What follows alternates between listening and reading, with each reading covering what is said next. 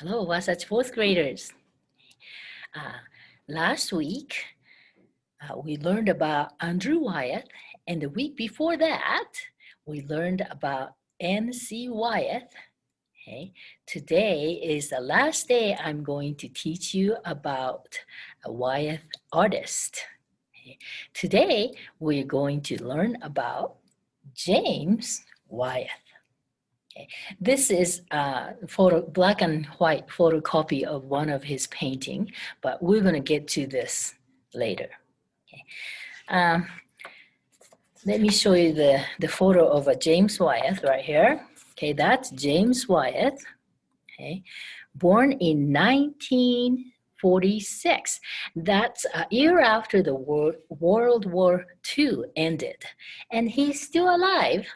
He is, let's see, 74 this year. Okay. Now, that's the Andrew Wyeth, and that's James Wyeth. They don't dress like this every day. This is a picture from the Halloween day. They're in a costume. Okay, so the first, let me show you a whole bunch of pictures, the paintings that he did. Now, just like his father, Andrew Wyeth, he was an American realism artist. Remember that word, art style, American realism? Okay, so this, let me show you the very typical American realism painting right here. Okay, so this is a painting of his neighbor. Okay, now, just like Christina's World painting, this person does not seems like an expensive, beautiful, perfect model. He's just a guy in his neighborhood. Okay. Now, he did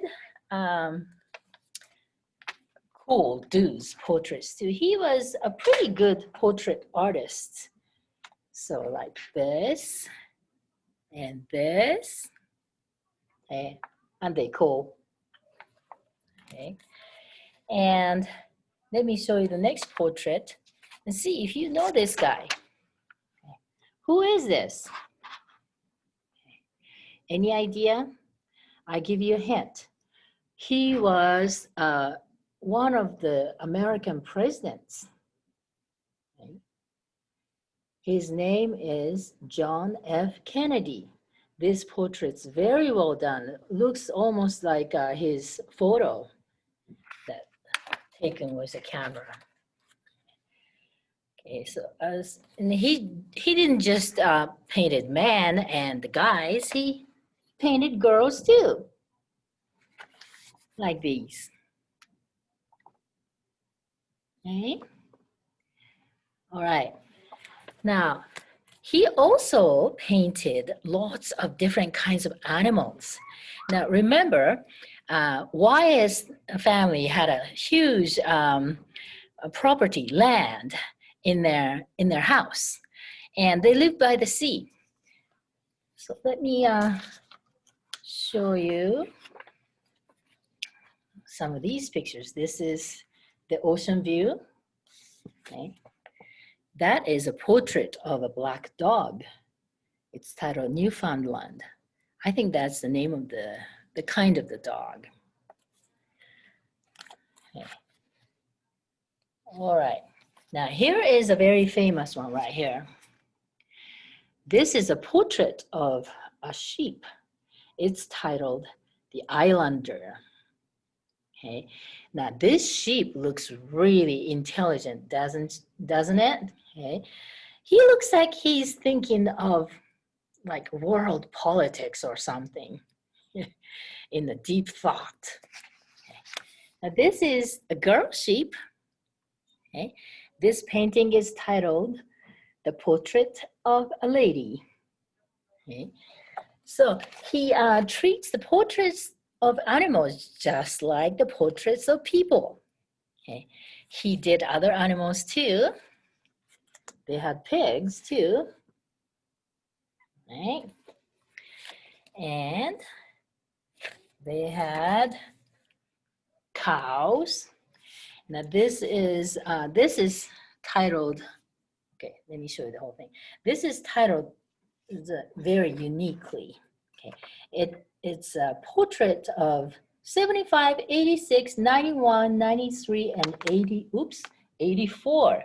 You see the number hanging from their ears? Okay.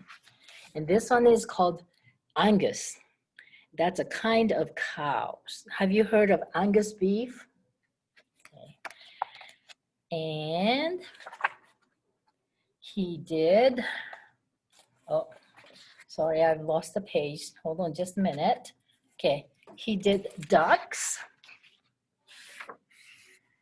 Okay, there are, and the last one, he did chickens. Maybe some of you have backyard chickens. Okay, there you go. So that is James Wyeth. Now, at this point, I'm going to give you an option of what you actually can do as a project. Okay, the first project has something to do with this painting. Oh, before that, I have to show you that actual color painting of that. So this is a painting. That's just a black and white copy, but here is a better one. You see that? It is titled a Jack-o'-lantern self-portrait, Jack-o'-lantern head self-portrait. Okay, now take a good look at this because that is what you're using for a project. And then he did some more Halloween related paintings. Remember that Andrew Wyeth's favorite seasons? It was winter and fall. And James Wyeth's favorite holiday was Halloween. Here's the last picture I can show you. How is that for scary for Halloween? Okay, all right, let's get back to this Jack-o'-lantern self-portrait. Okay, so this is a project that you could be doing at home.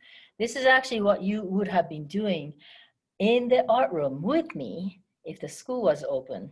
Maybe you have seen this in the art show or on the gym wall during the Halloween time, Halloween parade time.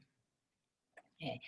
And so this project consists of two parts. The first part is making the background. The second part is actually drawing and the Jack-o'-lantern self-portrait like that. And then it's cut and combined like this. Okay. Now, this actually requires pastels and paints. Now, I know most of you do not have access to that at home. So we're gonna try the modified version of that. So pick up any white paper and the crayon, paper and the crayons, and that's all you will need for this. Okay, the first, you divide the paper into half. You don't need a ruler, you don't have to measure, just guess where will be about half. Draw a line with a crayon. I used yellow first and then brown on top of it. I was kind of afraid of messing it up, so I used the yellow first just in case I mess it up. But you can just use brown if you want to. So yellow or brown or both. Okay, and then after that, you draw grass from that center line from there and above, and the fall tree with no leaves or just a few leaves left and dead leaves on the ground.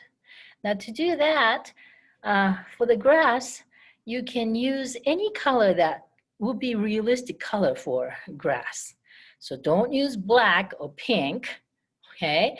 I use brown, 3 kinds of different greens, and the yellow, okay? And for the tree, of course, we use brown. Any kind of brownish color would be would work, or just a normal brown. And for the leaves, again, it needs to be realistic colors. So fallen leaves can be orange, yellow, or brownish. Okay. Don't just put green leaves all over here. It needs to look like a fall time. All right. Okay. Now after that, now let me show you pastel covering. So this would have been what I taught you in the art room. Okay. So use the side of the pastel and then mix it up with a fingertip and smudge it and make it smooth. Okay, this is a lot of fun to do though, by the way. My students love to do that, but it's just too bad this year. So you can just watch and learn how this can be done. And after the background is done, so this is a finished background. Okay, see, it's already pretty, just like that. Okay, if you have a pastel at home, okay, you can do that.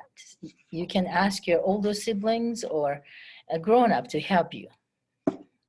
And then after the background is done, then you make this. This, you need like half width paper, okay, or the full paper, and then you draw it with a pencil first, okay. You can draw the whole figure all the way from the top of the head all the way to the tip of the toes. This one, I run out of space, so I just cut it right about where the knees would be. Well, that will be fine too for you. Make sure you draw it big. Don't draw it tiny, tiny on this background, like this tiny. We don't want to end up with a portrait of your baby brother or sister, right? We're gonna draw a portrait of a fourth graders, so you gotta make it big. So this is a girl version, okay? This one is drawn the whole figure. You don't have to dress them up with suit and pants. You can be wearing dress. Okay, that's fine. Okay. And for this, to paint this, you would have used the black paint and the orange paint that I prepared for you in the art room, but again, forget that. You can just color the whole thing with the crayons and then cut it out and combine. And then you will end up with a fine Halloween drawings, just like James Wyeth, pumpkin head self-portrait. Okay, so that was the first option. The second option is more flexible and easier. Now remember, he did a lot of portraits of animals. Okay, you could do that too. Okay, you can draw your pet, or if you don't have any pet, okay, you can draw your grandma's cat or your neighbor's parakeet or whatever that you see. Okay, or nobody has any animals around you. Maybe you can find a snail around your house or the grasshopper. Okay, you can draw anything you want. Okay, here is an example. Okay, this is done by one of Wasatch students. Okay, I think Liana, yeah, Liana gave this to me as a present. We did not do this in the classroom. She just did it at home and gave it to me. Isn't this great? Okay, she did the portraits of Oreo, the cat. Okay, and she just used the crayons and I think the markers and crayons for this. So you don't need any special materials. Okay. Now, oh, I forgot to show you this, and let me just show you. Okay, that's the crayon colored version of the self-portrait. Okay, well, anyway, so pick up a paper and the crayons and markers if you want to, and draw a jack-o'-lantern self-portrait or portrait of an animal. So those are my challenge for you this week. and have a nice week. I will see you next week. Okay, goodbye.